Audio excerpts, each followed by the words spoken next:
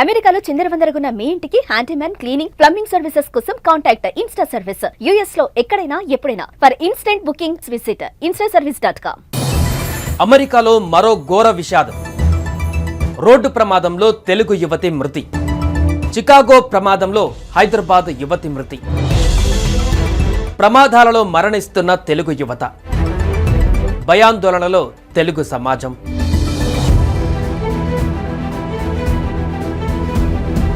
అమెరికాలో ఇటీవల జరుగుతున్న రోడ్డు ప్రమాదాలు భారతీయ సమాజాన్ని, ముఖ్యంగా తెలుగు సమాజాన్ని తీవ్ర ఆందోళనకు గురిచేస్తున్నాయి. ఉన్నత చదువులు, ఉద్యోగ అవకాశాలు, యాత్రల కోసం అమెరికాకు వెళ్లిన తెలుగు యువత దురదృష్టవశాత్తు రోడ్డు ప్రమాదాలలో ప్రాణాలు కోల్పోతున్న ఘటనలు తల్లిదండ్రులకు, కుటుంబ సభ్యులకు తీరని శోకాన్ని మిగిల్చుతున్నాయి. ఇటీవల చికాగోలో జరిగిన 2 దుర్ఘటనలు ఈ విషాదాలకు ప్రతీకగా నిలిచాయి.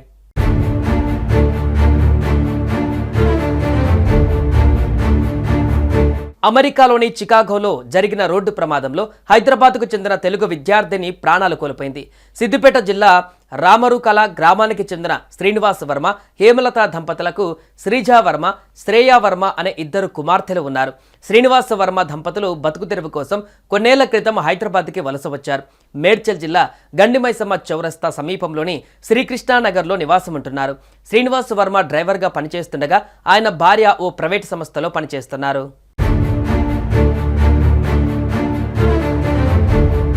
వీరి పెద్ద కుమార్తె శ్రీజా వర్మ ఉన్నత చదువుల కోసం అమెరికా వెళ్ళింది. ఈ మధ్య ఎంఎస్ పూర్తి చేసింది.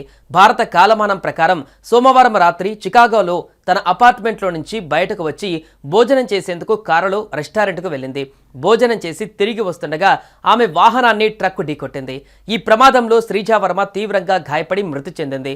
ప్రమాదం జరిగిన సమయంలో కారులో శ్రీజా వర్మతో పాటు ఆమె స్నేహితురాలు కూడా ఉన్నట్లు సమాచారం. శ్రీనివాస వర్మ చిన్న కుమార్తె శ్రేయా వర్మ సైతం ఎంఎస్ చేసేందుకు 20 రోజుల క్రితమే అమెరికా వెళ్ళింది. కాగా చికాగో పోలీసులు ఈ రోడ్డు ప్రమాద ఘటనపైన దర్యాప్తు జరుపుతున్నారు.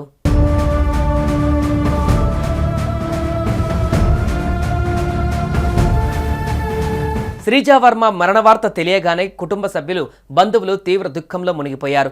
మా కూతురు తన కలలను సాకారం చేసుకోవడానికి అమెరికా వెళ్ళింది.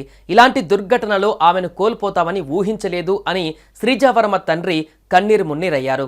శ్రీజా మరణ వార్తతో హైదరాబాద్లో వారు నివాసం ఉంటున్న శ్రీకృష్ణానగర్లో విషాద ఛాయలు అలముకున్నాయి. తల్లిదండ్రులు బిడ్డను కోల్పోయిన బాధలో శోకసంద్రంలో మునిగిపోయారు. తమ కుమార్తె మృతదేహాన్ని హైదరాబాద్కు తీసుకువచ్చేందుకు సహాయం చేయాలని తల్లిదండ్రులు స్థానిక నాయకులను కోరారు.